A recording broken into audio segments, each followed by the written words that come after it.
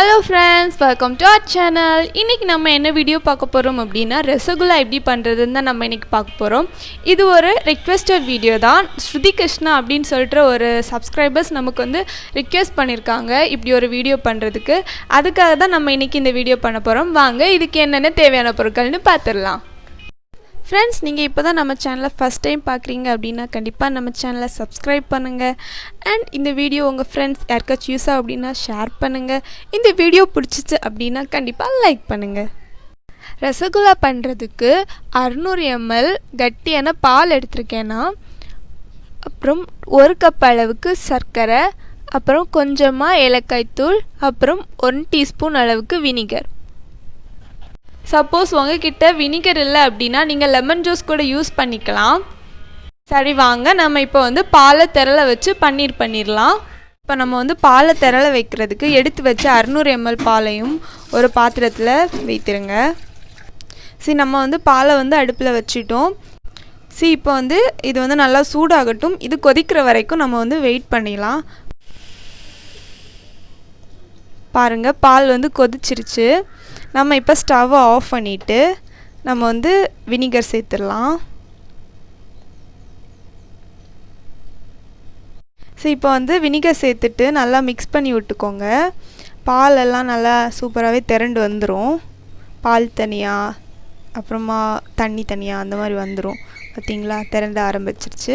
உங்களுக்கு வந்து பால் வந்து ஒழுங்காக திரளலை, பால் கொஞ்சம் கூட இந்த மாதிரி இருக்குது அப்படின்னா நீங்கள் வந்து கொஞ்சமாக கூட வினிகர் சேர்த்து இது மாதிரி பண்ணிக்கோங்க. பாருங்கள் எல்லாமே சூப்பராக திரண்டுடுச்சு. பாருங்கள் தண்ணி தனியாக பன்னீர் தனியாக வந்துருச்சு. இப்போ வந்து நம்ம வந்து பன்னீர் தனியாக பால் தனியாக பிரித்து எடுக்க போகிறோம். அதுக்கு வந்து இந்த மாதிரி ஒரு துணி எடுத்து ஒரு பவுல் மேலே போட்டுக்கோங்க. அப்புறமா நம்ம எடுத்து வச்சுருந்த இந்த பாலை வந்து இதில் இப்படி வைத்துக்கோங்க. இதை வந்து நம்ம வந்து லைட்டாக இந்த மாதிரி பண்ணிவிட்டு நல்லா சூடாக இருக்கும், லைட்டாக தூக்கி எடுத்துக்கோங்க. எடுத்துட்டு இந்த தண்ணி மாற்றிட்டு இதில் வந்து கொஞ்சம் கூட நார்மல் வாட்டர் ஊற்றி நல்லா கழுவிக்கோங்க. இது வந்து நல்லா இந்த மாதிரி கழுவிக்கோங்க. நம்ம நல்லா கழுவும் போது தான் வினிகரோட ஸ்மெல் போகும், இல்லைன்னா நம்ம பன்னீரில் வினிகர் ஸ்மெல் அப்படியே இருந்துடும். சரியா? ஸோ 2-3 வாட்டி இந்த மாதிரி தண்ணி ஊற்றி கழுவிக்கோங்க. சரி நான் வந்து 2 வாட்டி கழுவிட்டேன். இப்போ பாருங்கள் இந்த மாதிரி எடுத்துட்டு நீங்கள் ஃபஸ்ட்டு இந்த மாதிரி ஒரு பால் மாதிரி புழிஞ்சிக்கோங்க. தண்ணி எல்லா தண்ணியுமே நல்லா இறுத்து புழிஞ்சிக்கோங்க. சரி பாருங்கள் நம்ம புழிஞ்சிட்டோம். இப்போ தண்ணி எதுவும் அவ்வளோவா வரல. இதை நம்ம ஏதாவது இடத்துல வந்து அரை மணிக்கூர் கெட்டி தொங்க போட்டுடலாம். அப்போ வந்து இருக்க பேலன்ஸ் தண்ணியும் வடிஞ்சிரும். சரியா? ஏதாவது ஒரு ஏரியாவில் நீங்கள் கட்டி தொங்க போட்டுக்கோங்க. சரி பாருங்கள் நான் எங்கள் வீட்டு விண்டோவில் கட்டி தொங்க போட்டிருக்கேன். சரி ஃப்ரெண்ட்ஸ், நம்ம வந்து இதை கட்டி போட்டு அரை மணிக்கூர் ஆயிடுச்சு. இப்போ வந்து பிரித்து பார்த்துடலாம் எப்படி இருக்குன்னு. சரி பாருங்கள் எப்படி இருக்குன்னு பார்த்தீங்களா, அது ஒரு தனி ஷேப்பில் வந்திருக்கு. ஓகே, நம்ம இதை வந்து இப்போ ஒரு தட்டில் மாற்றிட்டு நல்லா பிசைய போகிறோம். சரி இதை வந்து நல்லா ஒடிச்சு விட்டுடலாம். நம்ம இந்த மாதிரி ஒடிச்சிட்டு நல்லா இழுத்து பிசைங்க. நம்ம நல்லா இழுத்து வச்சு பிசைஞ்சுக்கோங்க. நம்ம எவ்வளோ தூரம் பிசைகிறோமோ அவ்வளோ தூரம் தான் பன்னீர் வந்து ரொம்ப நல்லாவே சாஃப்டாக வந்துடும். சரி இந்த மாதிரி பிசைங்க.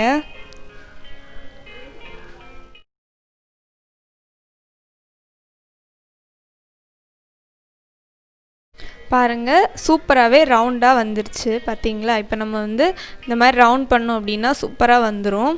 பார்த்தீங்களா? ஓகே பாருங்கள் எவ்வளோ சூப்பராக வந்திருக்குன்னு. இப்போ நம்ம வந்து பால் பிடிக்க தொடங்கிடலாம்.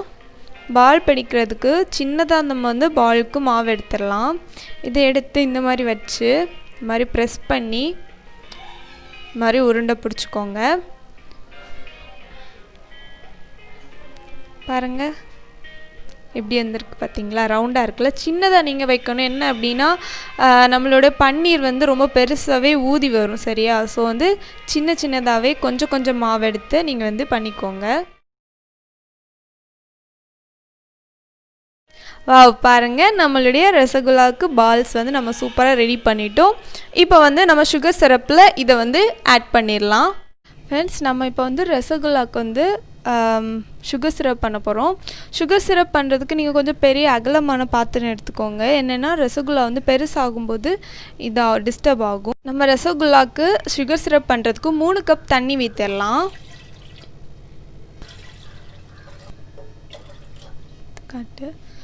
சரி, 3 கப் அளவுக்கு தண்ணிக்கு வந்து நம்ம வந்து 1 கப் சுகர் எடுத்துக்கணும்.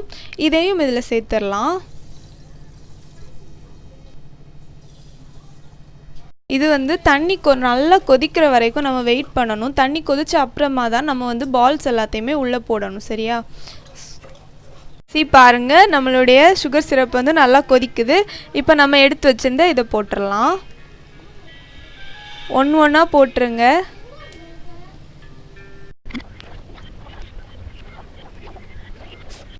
சரி பாருங்கள், ரசகுல்லாவில் எப்போவுமே கொஞ்சம் தண்ணி அதிகமாக வைங்க. என்ன அப்படின்னா ரசகுல்லா வந்து பெருசாகும். சரியா? நமக்கு வந்து தண்ணி கம்மியான மாதிரி இருக்கும். ஸோ வந்து இந்த அளவுக்கு வச்சுக்கோங்க. இது கரெக்டான தண்ணி தான். சரி, பால்ஸ் எல்லாமே போட்டுட்டு நம்ம ஒரு மூடி போட்டு மூடிடலாம். மூடி வச்சாதான் பால் எல்லாமே நல்லா உப்பி பெருசாக வரும். சரியா? அதனால மூடி போட்டு வச்சுருங்க. ஸ்டவ்வை நீங்கள் வந்து நார்மல் ஸ்பீட்லேயே வச்சுக்கோங்க. நம்ம பால்ஸ் வச்சு 3 மினிட்ஸ் போல் ஆயிடுச்சு. இப்போ வந்து ஓப்பன் பண்ணி பார்த்துடலாம் எப்படி இருக்குது அப்படின்னு. பார்த்தீங்களா, பால்ஸ் எல்லாமே கொஞ்சம் பெருசாகிடுச்சு. இது வந்து நம்ம இன்னொரு 5 மினிட்ஸ் வந்து நம்ம வைப்போம். அப்போ இன்னும் கொஞ்சம் பெருசாகும். அதுக்கப்புறம் நம்ம ஓப்பன் பண்ணி பார்த்துடலாம். ஃப்ரெண்ட்ஸ், நம்ம வச்சு இப்போ 5 மினிட்ஸ் ஆயிடுச்சு. இப்போ நம்ம வந்து ஓப்பன் பண்ணி பார்த்துடலாம் எப்படி இருக்குது அப்படின்னு. பாருங்கள், பால்ஸ் எல்லாமே கொஞ்சம் நல்லாவே பெருசாகி வந்திருக்கு. பார்த்தீங்களா? நம்ம இப்போ வந்து எடுத்து வச்ச ஏலக்காய் பொடியை நம்ம இதில் சேர்த்துடலாம். சேர்த்துட்டு லைட்டாக மிக்ஸ் பண்ணி விட்டுக்கோங்க. பால்ஸ் வந்து ஒடியாயிற மாதிரி லைட்டாக மிக்ஸ் பண்ணிக்கோங்க. இன்னும் கொஞ்சம் நேரம் வந்து இதை வந்து மூடி வச்சிடலாம். ரசகுல்லா மூடி வச்சு இன்னும் 5 மினிட்ஸ் ஆகிடுச்சு. இப்போ ஓப்பன் பண்ணி பார்த்துடலாம் எப்படி இருக்குன்னு. பாருங்கள், இந்த மாதிரி தான் இருக்குது ரசகுல்லா. பார்த்தீங்களா? தண்ணி எல்லாமே வற்றி லைட்டாக நுர வந்துட்டுருக்கு. பார்த்தீங்களா? எவ்வளோ குண்டாக, நம்ம எவ்வளோ குட்டியாக போட்டு எவ்வளோ பெருசாக வந்துருக்கு. பார்த்தீங்களா? இப்போ நம்ம வந்து ஸ்டவ் ஆஃப் பண்ணிவிட்டு ஒரு 1/2 hour வந்து ரசகுல்லா நல்லாவே இந்த சுகர் சிரப்பில் ஊறணும். அப்போ தான் வந்து சுகர் சிரப் நல்லாவே ரசகுல்லாவில் ஊறும். சரியா? நம்ம வந்து மூடி போட்டு மூடி வச்சுக்கோங்க. அட்லீஸ்ட் ஒரு 1/2 hourலேருந்து 1 hour அதுக்கப்புறம் வந்து நீங்கள் எடுத்து சாப்பிட்டீங்க அப்படின்னா ஒரு நல்ல டேஸ்ட் கிடைக்கும். சரியா? ஓகே, நீங்கள் அந்த மாதிரி பண்ணிக்கோங்க. பாருங்கள் ஃப்ரெண்ட்ஸ், நம்ம ரசகுல்லா சூப்பராக ரெடி ஆகிடுச்சு. பார்த்தீங்களா? எவ்வளோ சூப்பராக உப்பி வந்திருக்கு. பார்த்தீங்களா? இப்போ ஒன்று எடுத்து நம்ம பார்க்கலாம் எந்த மாதிரி இருக்குது அப்படின்னு. இது வந்து பிச்சு பார்த்துடலாம். பாருங்கள், எவ்வளோ ஸ்பாஞ்சியாக இருக்குன்னு பார்த்தீங்களா? தண்ணி எல்லாம் எவ்வளோ சூப்பராக வடியுதுன்னு பார்த்தீங்களா? ஃப்ரெண்ட்ஸ், உங்களுக்கு இந்த வீடியோ பிடிச்சிருந்தா கண்டிப்பாக நம்ம வீடியோக்கு லைக் பண்ணுங்கள். இன்னும் நம்ம சேனலை சப்ஸ்கிரைப் பண்ணலையா? கண்டிப்பாக சப்ஸ்கிரைப் பண்ணுங்கள். இந்த வீடியோ உங்கள் ஃப்ரெண்ட்ஸ் யாருக்காச்சும் யூஸ் ஆகும் அப்படின்னா கண்டிப்பாக ஷேர் பண்ணுங்கள். இன்னும் அருமையான வீடியோட சந்திக்கிறேன். அது வேற. Bye bye.